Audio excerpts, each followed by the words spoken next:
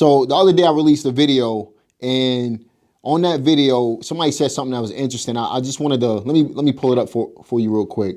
Basically, she said, I'm working on the courage to take action. Leave a comment in the comment section real quick for me.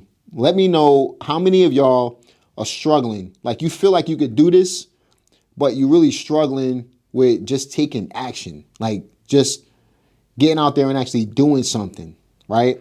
Because I feel like anybody, in my opinion, can be successful in anything that they do.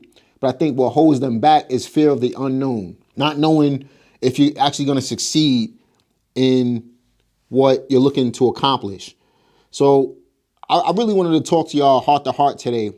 Different kind of video, not necessarily a training video, but it really depends on what you consider to be a training video, right? So what I really wanted to talk about was how I, at 21 years old, I'm 40 right now. I'll be 41 in a few months. But at 21 years old, how did I start doing something which people are incredibly fearful of today? And that's real estate investing. Why is it that certain people succeed in real estate? Why is it that some people, they don't necessarily they don't ever get started, right? What's holding them back? Maybe they want it, but the question comes up, do they want it bad enough, right? So why don't people start? And a lot of that all boils down to fear. At 21 years old, I'm kind of putting myself back in that position. We're talking 20 years ago, 19 years ago, right? So I really want to put myself in that mindset again and kind of talk to you about what I was going through in my life. And to be honest with you, why I didn't allow fear to overcome me. Why fear never even took place in my mind, right? Even at a young age. And it was one thing that allowed me to be able to do this. This particular YouTube subscriber said, I'm working on the courage to take action. Key words right there. And the next person said, I can relate. That really stood out to me. That really did. And I want to talk to that key point right now. So when I first started, I think what allowed me to be successful, think about my situation back then. I was living in a project still, right? I was living in the hood. I didn't know anything about real estate. I don't come from a family that has money.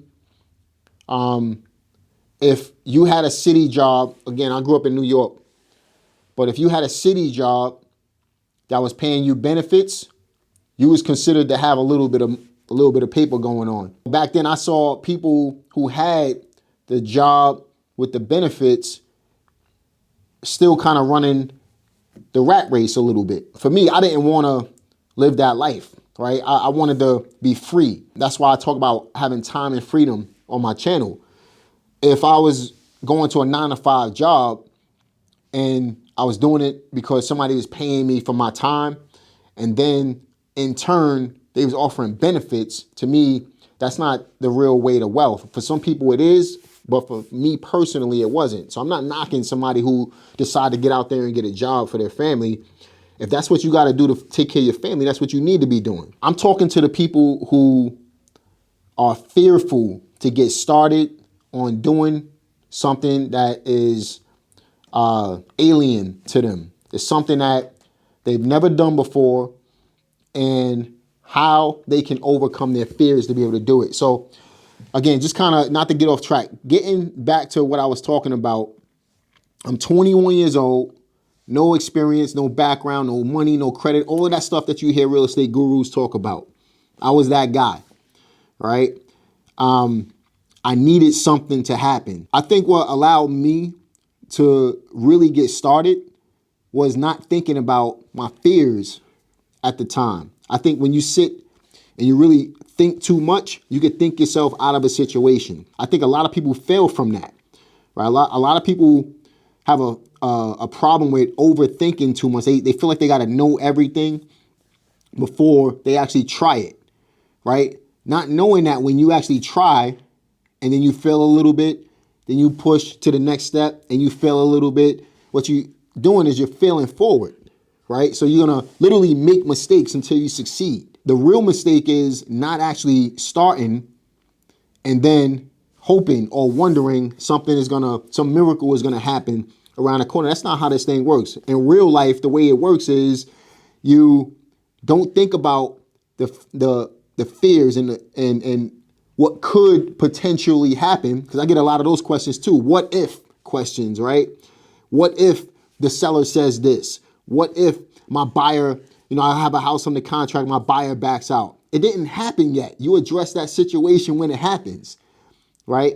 And I understand I'm speaking for me. That's my personality. Most people don't think that way. Take imperfect action. That's one key tip for you. But what separated me and allowed me to really start my real estate business, to get my first deal, was understanding that I had a reason why. I'm going to talk about that in just a minute. And that reason why was way bigger than what the fear was at the time. Think about my situation. I was living in the projects. I didn't want to live in the projects anymore. Not saying that, I love where I grew up at. It helped me to build my character. It helped me to build the person that I am today. But let's be real. If you see something better for yourself, you're going to push to get whatever it is, right? Everybody got some type of goal. And if your goal is bigger than your current circumstances, which it always should be, that's why it's called a goal, then you're going to obviously push towards the goal. Every time I set a goal for myself, I never said to myself, hey, I want to be a billionaire. I want to make $10 million. I want to make $1 million. I never said that. I addressed situations as they came. When I was 21, I couldn't fathom making $1 million a year, right? I wanted to get to 10 grand a month. That was my goal. And I hit 10 grand a month. Again, I don't want to jump off track too much, but I'm just giving you some examples, right? So I hit 10 grand a month. Once I hit 10 grand a month, I said, I want to make 100 grand a month. And that was the next goal. And I want to be a millionaire. That was the next goal. So my goals adjusted over time. But the whole point is you start off with your goal. And if your reason why is that powerful that if you don't hit it, it's going to cause some type of complication in your life, then ultimately, if your reason why is that powerful, fear will never come into play. And I'm sitting back. I was talking to my wife earlier today. I said, I need to talk to the audience about this particular topic because I see people, again, looking at my screen. I'm looking at the YouTube comments right now. When I see people say, I'm working on the courage to take action, I can relate. That tells me that this person is fearful. If you have to work on courage, you have to work on getting a bigger reason why. You know what I mean? You really have to work on getting a bigger reason why. Because in my mind, when I started, my reason why was so big, I wanted to get to 10 grand a month so I can move out of the projects. And I did that, right? But the reason why it was so big, I never even thought about what if it doesn't happen. My mindset was, this is my goal. I'm going to make it happen. It's up to me to make it happen. And fear never played a part in it. How do you build up the courage to get started? The simple answer to that is you got to have a big enough reason why. You got to find something, right? Whether it's your kids, if you have any kids, whether it's your financial circumstances, whether it's your, maybe it's just you want to change for yourself. You got to find something that's going to motivate you to say, okay, I'm not even fear. It don't even exist to me. I need to make this happen. One of my biggest reasons why was when I met my wife, she stood by my back, right? And I'm going back 20, I've been with my wife for 21 years now. We're about to be 22 years. We've been married for 16, about to be 17 years, right?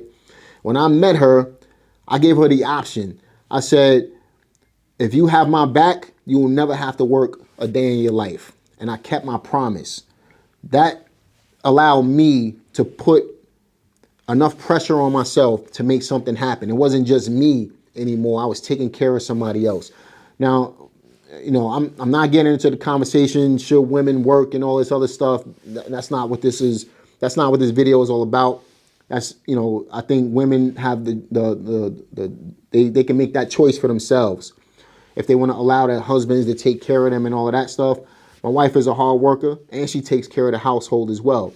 But my point in bringing that up is, number one, I wanted something better for myself. But then what made my reason why even bigger was I was responsible not only for myself, but for somebody else. Then once we had kids, obviously my reason why grew even bigger. We got 4 daughters now. My purpose, my reason why is completely different than what it was when I first started. The whole point is I had a big enough goal to where when I was on the phone with a seller, even if I had a little bit of butterflies in my stomach in the beginning, it was non-existent because I'm not thinking about the butterflies in the stomach. I'm thinking about, let me see how I can make this happen, because this has to happen.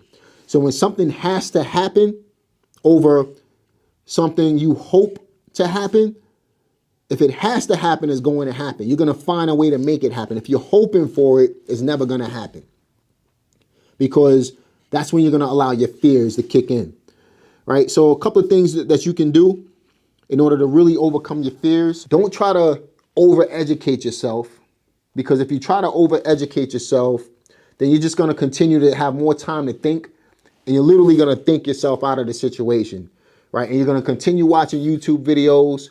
You're going to continue spending money on courses and allowing it to collect dust. You're never going to do anything with it, right? I'm just being real with you. Watch all my YouTube stuff. I'm not saying don't watch my YouTube stuff.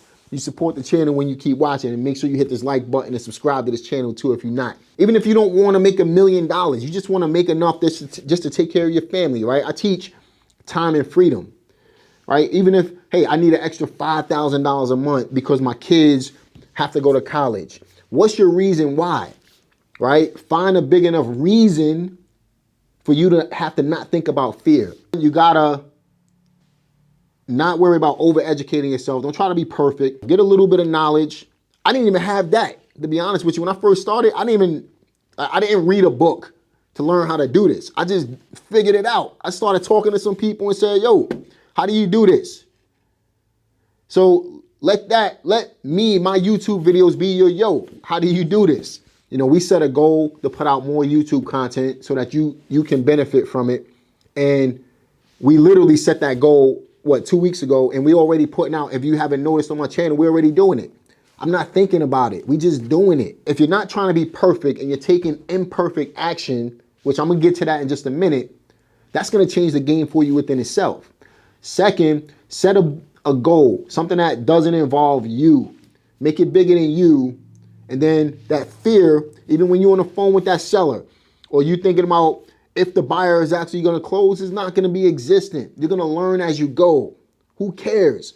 If you make a mistake and it doesn't kill you, guess what? You're 10 times stronger than what you was before.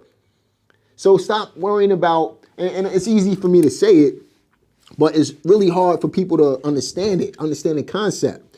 There's no magic pill to nothing, right? The magic pill is taking action, right?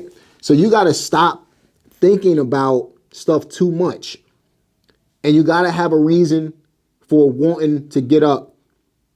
You have a big enough reason to want to get up and just do it, even if you're scared, right? And then the third key component to that is just take action. Just do it. Listen, you don't have to get to $10,000 a month overnight. You can be motivated by other people's success. That's fine. But your success and their success looks completely different. Two different people. If you knew today that if you called 100 people, you were going to get a deal, guess what? Most people will be calling 100 people. Okay? So that's part of goal setting, right? If you have that big enough reason why, and you can see the end result with your own two eyes, even, figuratively, I'm not talking about physically. if you could figuratively see the end goal, then just take baby steps to get there. And then as you take baby steps, what happens with a kid? They learn how to crawl, right? They move a little slow, they fall, they get back up and they try again. Then what do? Once they got crawling down pat, they'll try to start taking their first step. Eventually, they're walking and they're running. But during that process, they were falling and falling and falling, failing forward, right? Falling forward, failing forward, until the point where they got it down pat. As we become adults, we tend to forget what it was like learning how to walk. As adults, we're scared to fall. We're scared to learn how to crawl and then fall and then walk, because then those what if questions comes into play. I could go on all day talking about this, but the whole point is, and this is not, I didn't plan this video. I just wanted to cut the camera on and start talking. This is not trying to come down on anybody. I'm trying to encourage you to see that in order for you to overcome any fears you have, you got to have a big enough purpose, a big enough reason why. It has to be bigger than you. If it's about you, you're going to eventually become lazy. So I made my reason why about my wife. Then I made it about my family, my wife and kids, right? Then I made it about time and freedom with my wife and kids. You see how it's never about money.